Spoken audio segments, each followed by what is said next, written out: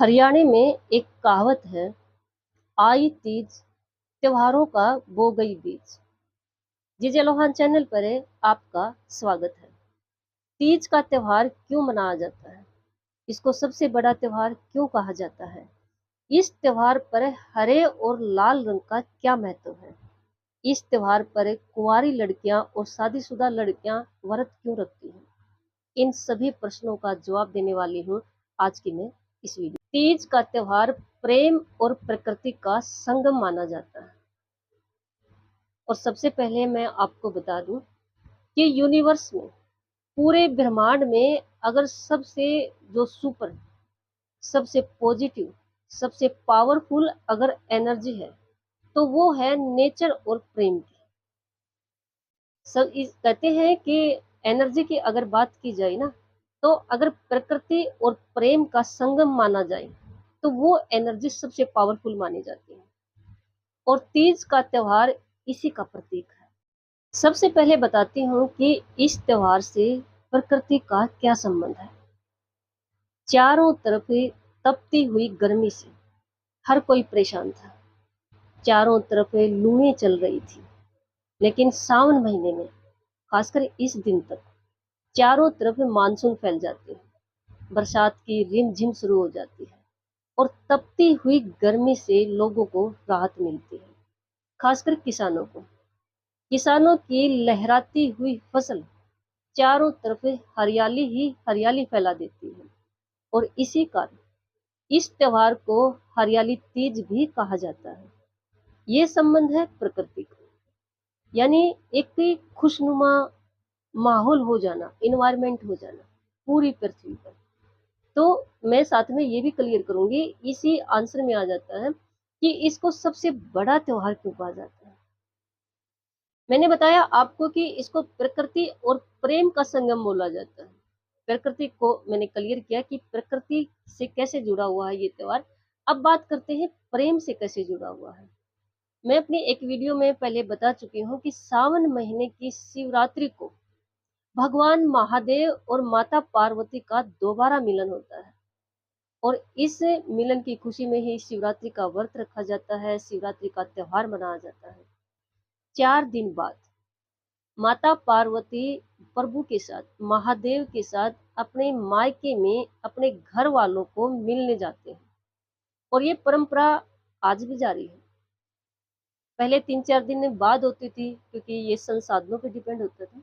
आज यातायात ने बहुत प्रोग्रेस कर ली है और मोस्टली जितनी भी परंपरा है ना, वो हमारे सनातन धर्म से ली गई है। और सनातन धर्म से ही क्यों, मैं ये छोटी सी ये बात भी क्लियर करूंगी। क्योंकि जब भगवान ने सृष्टि को बनाया था ना, तो जीवन यापन कैसे करना है, सप्त ऋषियों से 4 वेदों की रचना भी की गई थी। उन चारों वेदों में स्पष्ट लिखा हुआ है इस पृथ्वी पर, इस यूनिवर्स में रहने के लिए इंसान किस तरह से जीवन यापन करेगा। इसीलिए सनातन धर्म से मोस्टली परंपराएं चली आ रही है। तो ये परंपरा भी चली ही आ रही है धर्म के हिसाब से। तो माता पार्वती प्रभु के साथ 4 दिन बाद अपने घर जब मिलने जाती है, तो माता के पर जो सुंदरता का ओरा था, माता का जो श्रृंगार था, उसको देखकर माता की सहेलियां, परिवार परिवार वाले सभी दंग रह जाते हैं। माता ने लाल रंग की साड़ी पहनी हुई थी और माता ने हरे रंग की चूड़ियां पहनी हुई थी। और माता के ओरे पर प्रेम की जो रिमझिम थी, उसने माता के श्रृंगार पर 4 चांद लगा दिए। अब साथ में एक क्वेश्चन कई बार ये भी आता है कि इस दिन हरे रंग का और लाल रंग का महत्व ज्यादा क्यों है? ये महत्व इसी वजह से है क्योंकि माता जब अपने घर मिलने जाती हैं, तो उन्होंने जो लाल रंग की साड़ी और उसके ऊपर हरी चूड़ियां डाली हुई थी, वो ओरा पूरे यूनिवर्स में फैल गया था। एक छोटी सी बात बताऊं आपको, आपने सुना होगा कि जिस इंसान का ओरा पॉजिटिव होता है ना, जो अच्छा इंसान होता है, वो कहीं पर जाता है, वहां पर वो अपनी वाइब्रेशन फैला देता है। मतलब है, जहां पर वो इंसान जाता है ना, खुशनुमा माहौल हो जाता है, अच्छा माहौल हो जाता है। नेगेटिव एनर्जी अच्छे ओरे वाले इंसान से, पॉजिटिव ओरे वाले इंसान से दूर भाग जाती है। अब एक इंसान का ऑरा जब जहां पर वो जाता है उस जगह को पॉजिटिव कर देता है। तो मैं बात कर रही हूँ इस यूनिवर्स के मालिक की। तो माता का जो ऑरा था ना, वो इतना प्रेमय था कि उस ऑरे को देखकर हर कोई प्रेम मगन हो जाता है। क्योंकि शादी के बाद देखो, कोई लड़की जब अपने मायके में जाती है तो जो प्रेम का रंग होता है वो उसके ऑरे में झलकता है। ऐसे ही माता मतलब एक पूरा यूनिवर्स, पूरे ब्रह्मांड, यह प्रेम का ऑरा जगमगा रहा था। और माता की जो सहेलियां थी ना, वो माता का यह रूप देखकर दंग रह जाती हैं। दंग क्यों रह जाती हैं? क्योंकि जब भोलेनाथ भगवान जब माता को ब्याहने जाते हैं, शादी करने जाते हैं, तो उनका रूप देखकर सब परेशान थे कि एक योगी को, जोगी को माता ने क्या पसंद किया। लेकिन जब माता 4 दिन के बाद मिलने जाती है तो वो प्रेमय रूप देखकर सब हैरान रह जाते हैं। और माता की जो सखियां थी, शादीशुदा जो सखियां थी, वो सोचती हैं कि माता ने भगवान महादेव की तपस्या करके ऐसा दाम्पत्य जीवन प्राप्त किया है, प्रभु को वर के रूप में प्राप्त किया है, तो हम भी भगवान भोलेनाथ की तपस्या करेंगे और अपना दाम्पत्य जीवन सुख में बनाएंगे।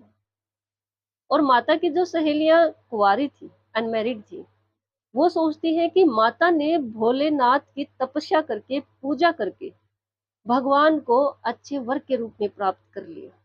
माता को ऐसा अच्छा वर प्राप्त हुआ, तो हम भी भगवान महादेव की तपस्या करेंगे, पूजा करेंगे, ताकि हमें भी अच्छा वर मिल सके। तभी से ये उस क्वेश्चन का आंसर है, जो ये होता है ना कि भी इस दिन जो औरतें, जो लड़कियां, जो महिलाएं व्रत क्यों रखती हैं। ये व्रत रखने का रीजन यही है कि सभी को, सभी लड़कियों को यही लगा कि भगवान भोलेनाथ की तपस्या करके हम अच्छा वर प्राप्त कर सकते हैं, अपना दाम्पत्य जीवन सुख में बना सकते हैं। और ऐसा क्यों लगा? क्योंकि ये सभी जानते थे कि माता ने भगवान को वर के रूप में पाने के लिए घोर तपस्या की थी। और तभी से इस दिन सभी लड़कियां भगवान भोलेनाथ के साथ साथ माता पार्वती की भी पूजा करती हैं, उपवास रखती हैं,